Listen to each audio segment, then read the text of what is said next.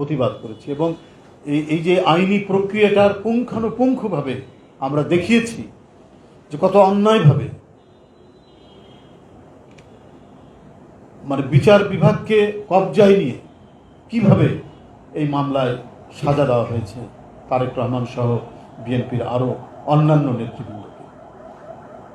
এর টোটাল প্রক্রিয়াটা আমাদেরকে জানিয়েছে এবং যাকে সাক্ষী করানোর চেষ্টা করা হয়েছে পায়ের আঙ্গুলের নখ থেকে শুরু করে ভয়ঙ্কর শারীরিক নির্যাতন করার পরেও সে আবার ম্যাজিস্ট্রেটের কাছে বলেছে যে আমাকে নির্যাতন করে তারেক রহমানের বিরুদ্ধে সাক্ষী নেওয়ার যে স্টেটমেন্ট তাকে সই নেওয়া হয়েছে সে আবার সেটা বাতিল করেছে ম্যাজিস্ট্রেটের সামনে।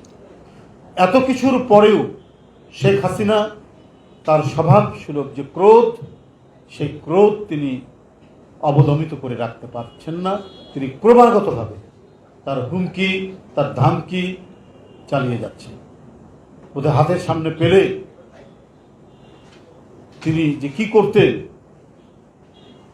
আমি সেটা এখন সেই বর্ণনাটা আমার ঠিক ভাষায় আসছে না।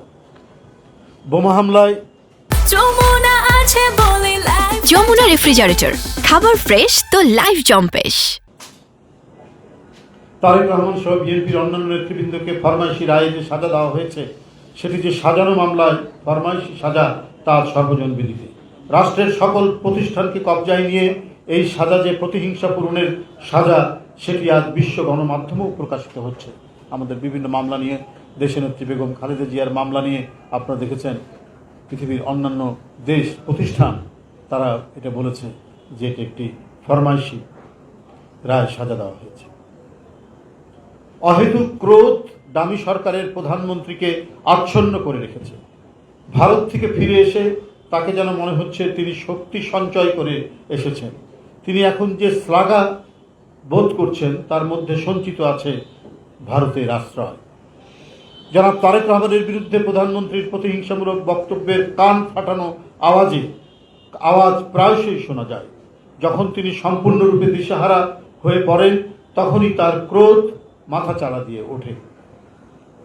বেনজির কাণ্ড, জাহেল আজিজ কাণ্ড, লক্ষ লক্ষ কোটি টাকা পাচার কাণ্ড, অস্বাভাবিক ঋণ খেলাপি কাণ্ড, মন্দ ঋণে ব্যাংক ধসে যাওয়া কাণ্ডের পৃষ্ঠপোষক আপনি প্রধানমন্ত্রী। বর্তমান দামি সরকারের দামি বাজেটে সাধারণ করদাতা ও উদ্যোক্তাদের সুবিধা দেওয়া হয়নি।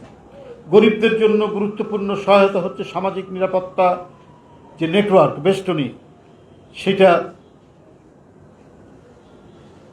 বৃদ্ধি করা হয়নি। যতটুকু করা হয়েছে তা সম্পূর্ণরূপে তামাশা।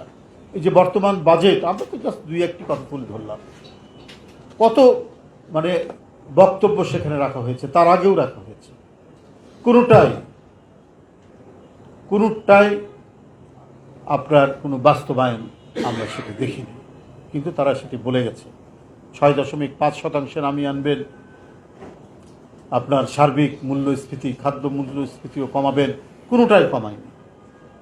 বাজেট হয়ে গেছে তারপরে কিছুই কমেনি, না ডলার সংকট না ন্যাশনাল রিজার্ভ, কোনোটাই কমেনি। শুধু মিথ্যা বুলি আর ফাঁপা আওয়াজ দিয়ে ক্ষমতাকে জোর করে দখল করে রেখেছে।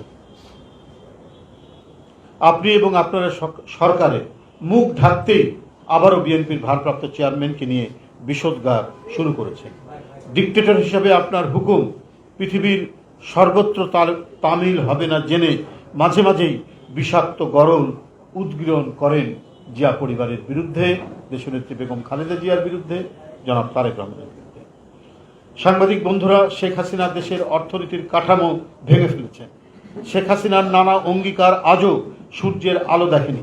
ডলার সংকট, জাতীয় রিজার্ভ তলানিতে চলে আসা, ব্যাংকগুলো খালি হয়ে যাওয়া, আইন বহির্ভূতভাবে ক্ষমতা ঘনিষ্ঠ ব্যক্তিরা বিপুল অর্থবিত্তের মালিক হয়েছে।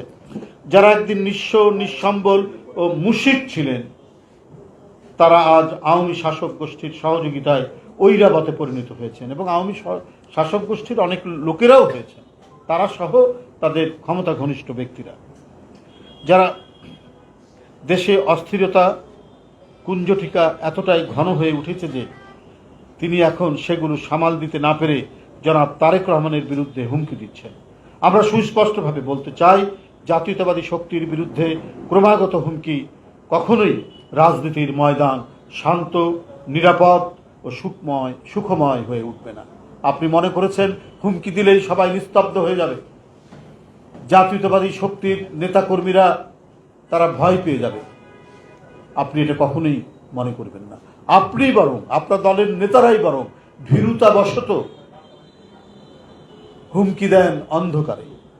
আপনি যদি সত্যিকারের সাহস থাকতো, অবাধ সুষ্ঠু নির্বাচন দিতেন, দেশে একটি শান্তিময় পরিবেশের মধ্যে দিয়ে অবাধ সুষ্ঠু নির্বাচন হলেই বোঝা যেত কার শক্তি কতটুকু।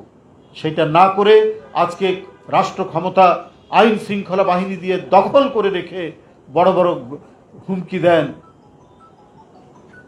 ধমকি দেন এবং প্রতিহিংসা আক্রোশের বাণী ফোটান আপনার নিজেদের লোকদের, নিজেদের আত্মীয় স্বজনদের